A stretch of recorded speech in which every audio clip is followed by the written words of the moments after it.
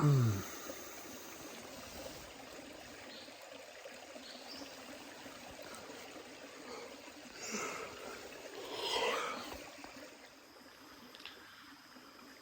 about 6:30 through the mesh of my hammock here.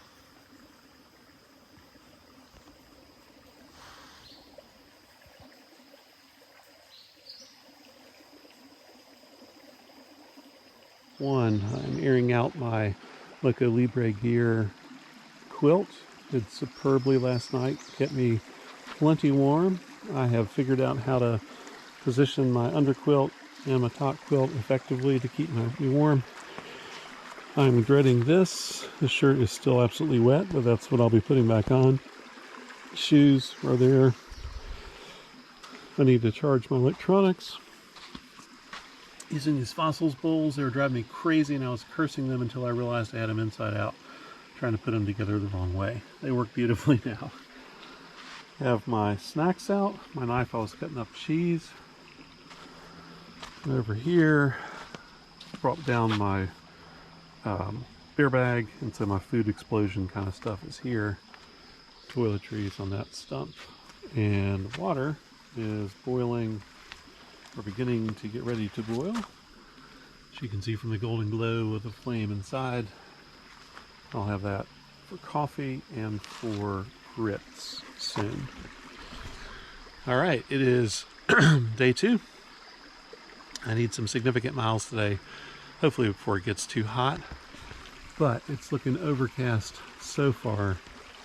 That could change technically. Well, no, sunrise has already happened, so we'll see. All right, gear is charging. Cheese grits and bacon bits ready to go. Water boiling. Got more water out of the creek. Getting ready for the morning. All right, it is 8:45 a.m. I've had a quiet and leisurely morning in camp. Last night and this morning both, I was really thinking through how to make sure my gear was all where it needed to be and that kind of stuff, and I've done that.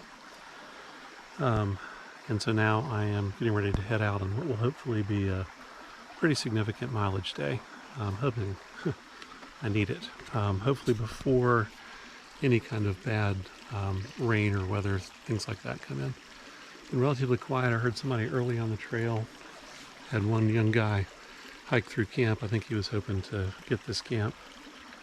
But that obviously didn't work out for him. He could come back later. If he's smart, he would have recognized that I was packing up, and he can come back and get it so he can enjoy it with its mouse. One interesting thing was I left my snack pocket on my backpack open. It had no food in it. It was empty. But when I went to put my snacks in it for the day, a mouse jumped out, and the mouse currently, I just saw it run underneath this little bench thing here. So whoever has done this is kind of interesting.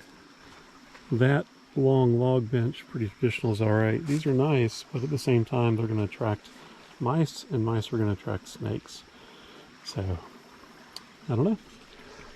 All right, 8:45. I'm going to start out on the trail. That is the trail. That's the trail from whence I came, the Robbins Branch Trail. Only foot traffic, and somebody thoughtfully provided a boot scraper. So this is the parking lot for the trailhead, and there's a truck. I think that was the guy who walked through my camp early. I probably disappointed him because he was excited that no other vehicle was here. All right, I'm gonna drop this. Little signboard, leave no trace, and I'm going to take my hat off or get my hat on rather.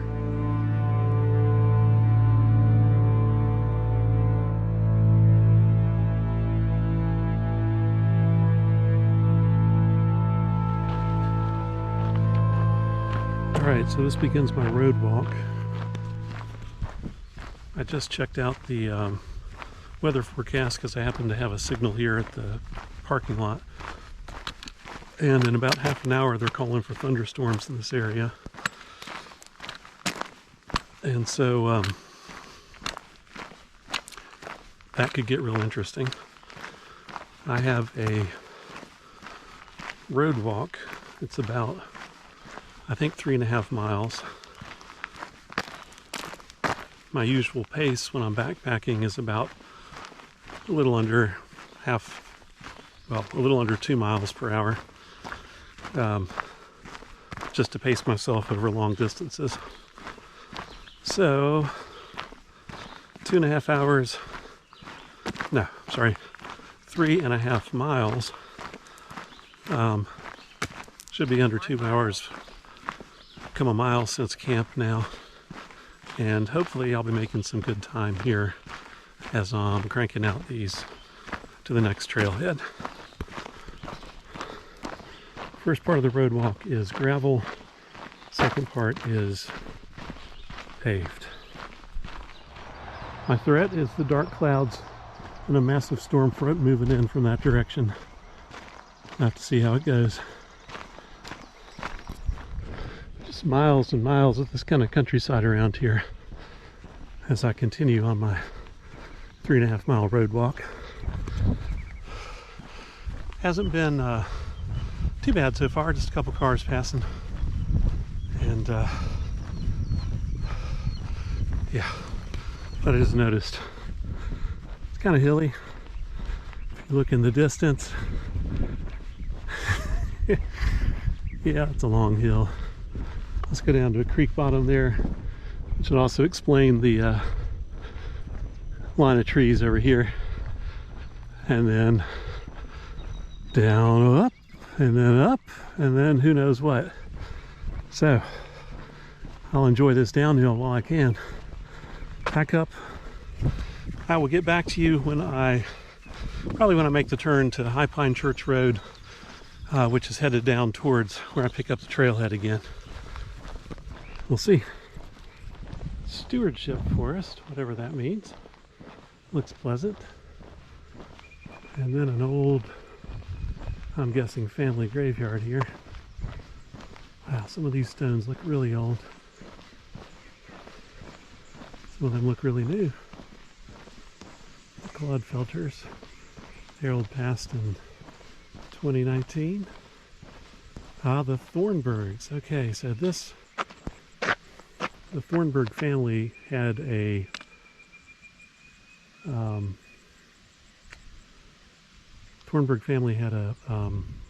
farm, a historic farm that's still preserved. It was one of the trailheads up there. The Carters and the Hicks is an infant. 1886 to 1926. 1852, I'm guessing that Christine has passed away since then. Fascinating. So one of the historic graveyards, which I never would have known about had I not taken this road walk. But law, look at that hill ahead of me. And the clouds, they are rolling in. And I smell skunk. Stay away, skunky. The road behind, I'm in about 3 miles or so. The storm to the west, southwest. You can see how it's blowing on the trees. I'll tell you, the breeze feels really nice right now, but it is concerning. And I'm almost to my turnoff, I believe, which will be good to get off of this main road that has had all of 2 cars pass me and get on a minor road, a back road. Those clouds are billowing and high.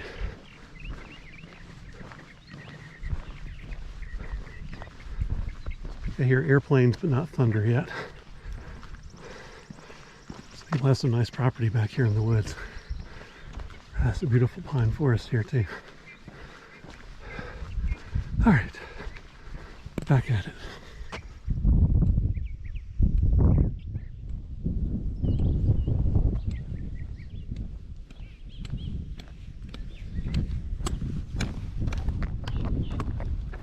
Ever closer, ever faster. I think that may be King Mountain over there. Not really sure. Well, Made the turn onto High Pine Church Road. This bank of trees over here is blocking some of my breeze, and I'm hiking into where there was sun, but these clouds have covered it up now. So they're moving fast. This looks like a quick moving front. The question is how long before the rain gets to me. That's what I don't know. So we'll see. I'll let you know when I get to the trailhead. It's not too far up this road compared to my last road walk. All right, so let's clear up a couple of things. The Sobo road walk sucks. It is mostly uphill somehow. But I just came across these signs, notably the ones on the right. Bearing trees, the National Forest marker. And up here, I see another sign.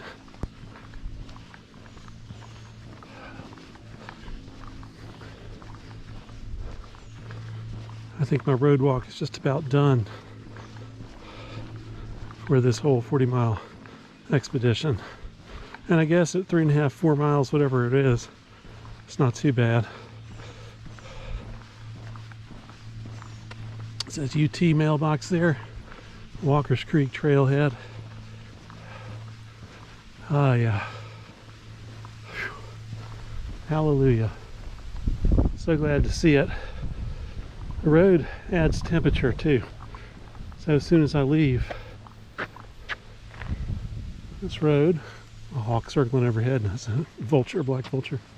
As soon as I leave that one, not the gravel, but after I get out of the gravel, I will be enjoying cooler temperatures in the wood, creeks, all sorts of stuff. It looks like there's a creek right down there. All right, I'm going to pause here, check my phone, see where the storm is, and do some planning when I get up to the thing there. I think I just saw King Mountain, 3.7 miles. So we'll see. This is where I am. Gotta hike down here to the Joe Moffett. If I do the Joe Moffett, I can probably get to the shelter on Little Long Mountain. That's in about probably 6 miles or so.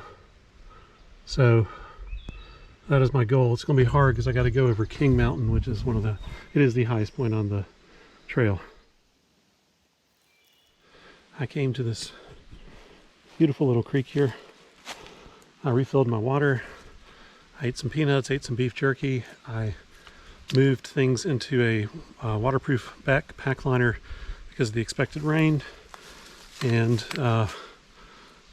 should be good to go to be able to hike at least until lightning comes and then figure out what the hell to do when that happens, because it's on its way. But I'm going to continue on this stretch trail. You may or may not be able to see the terrain. It's fairly rugged and hilly through here, especially for the Uwaris. I think this is the lower flank of King Mountain on the northern side that I am climbing and presently contouring, but I could be wrong. I think I dipped down in a little saddle, and there's a side trail that goes off to the Twin Springs camp. I've been there before.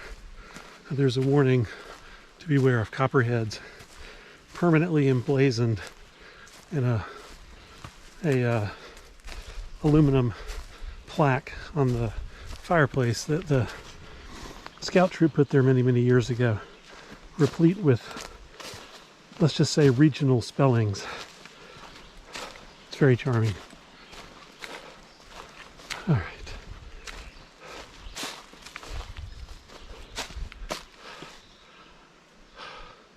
"28 miles. I guess that means I have 28 miles to my car. One of the landmarks on the Uwari Trail are the various backcountry roads that you cross, and this is one of them.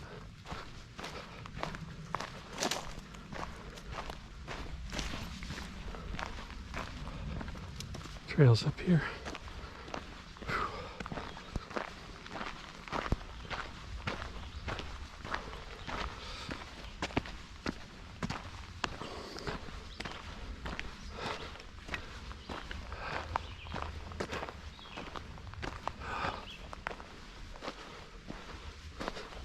Off we go. This may be the longest climb on the whole Uwharrie Trail. And I finally made it to the top. I'm not gonna lie, I am beat.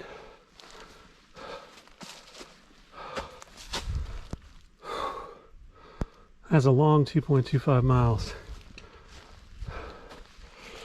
There are the signs. There's my seat. All right, jump off at 2.6. All right.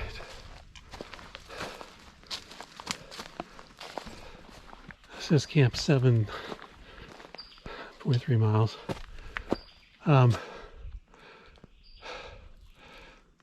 That's King Mountain right there. Uphill and downhill. Cross a road up Little Long Mountain to the shelter. I'm hearing thunder. This is the way I'm headed because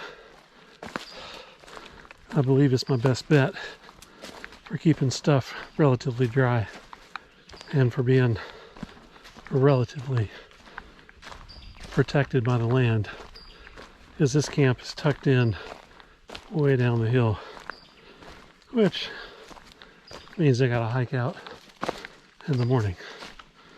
Oh well.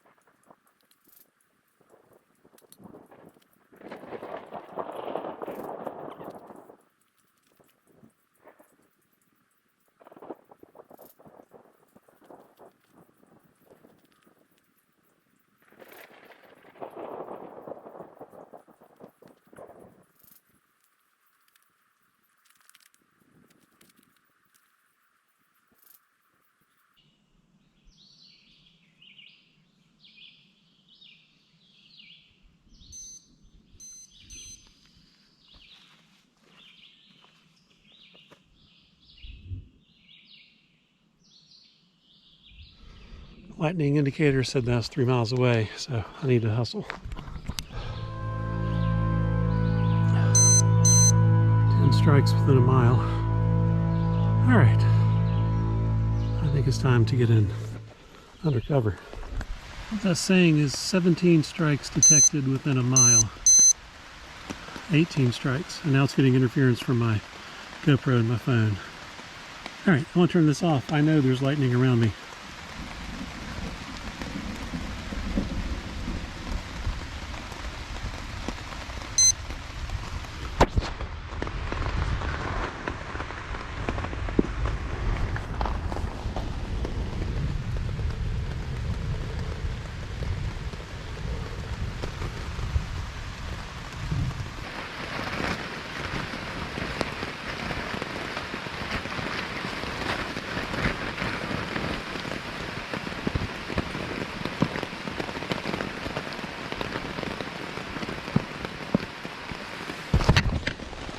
Well, hello from inside my tarp.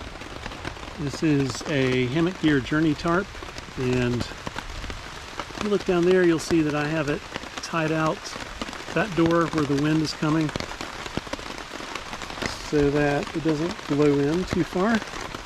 Leaving this one open for the ventilation on this side because it feels good, because I'm still super hot. I am feet are on a foam sit pad. I'm sitting in my hammock between two small trees, not the biggest trees around, so I picked smaller ones that could hold me up. And I'm in a campsite off the ridge. The highest peak in the area is just, let's see, this is south, just northwest of me. I'll have to summit that at some point. I don't know what's going to happen with the with this, if this front's going to take all afternoon to move through and I'm kind of trapped here for the night.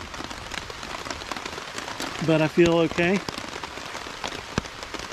There's only so much you can do. You know, the rest is up to nature.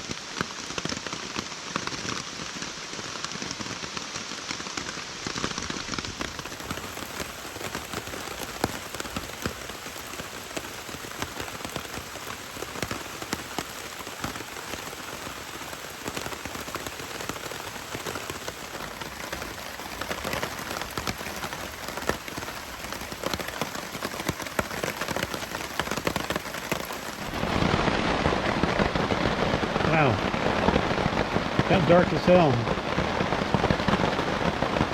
It's crazy. Using a light. Show you without the light. Super dark. Heavy rain.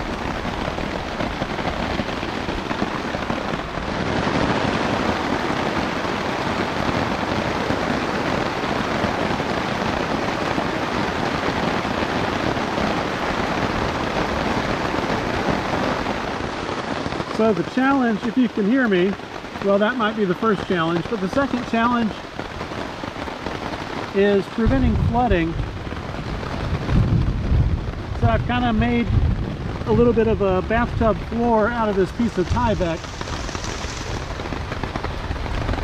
Because there's not much I can do. This is hard packed ground. Water's going to pond on it, as it has.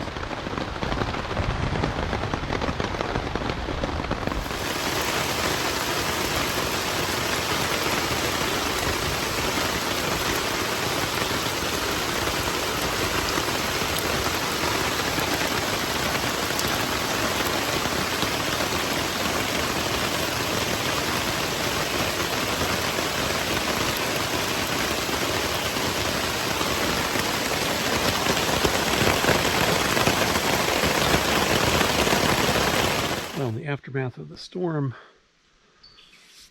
things are cooler and calmer. There's a gentle breeze. Well, here's my tarp. It is strung out now in porch mode with my trekking poles, hoping that there won't be a lot of rain later tonight. But who knows? It is getting dark here because I am behind the mountain and thick foliage shading most of the daylight out, as you can see. So already hung my beer bag just as a matter of course, since I had a little mouse friend last night. Definitely will not be leaving anything open on my backpack tonight. And then essentially what I'm doing here is just kind of hanging everything out to air out or dry out if it can do that. Again, I don't know what's going to happen overnight, so some of these things I will probably pull just to be on the safe side, so that if they cannot get wet, like my shoes, I'll stick back under. But a lot of this, you know, is like my raincoat. It's designed to get wet. It protected my backpack.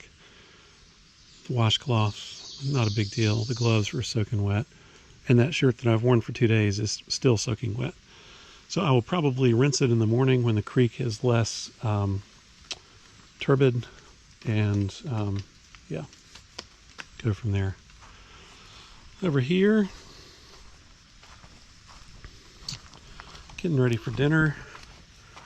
Doing my Mambo Big Boy dinner tonight, which is the black beans and rice with pieces of beef jerky, red hots, and all that good stuff. Some Tillamook cheese. I may actually get another Tillamook cheese to make it cheesier.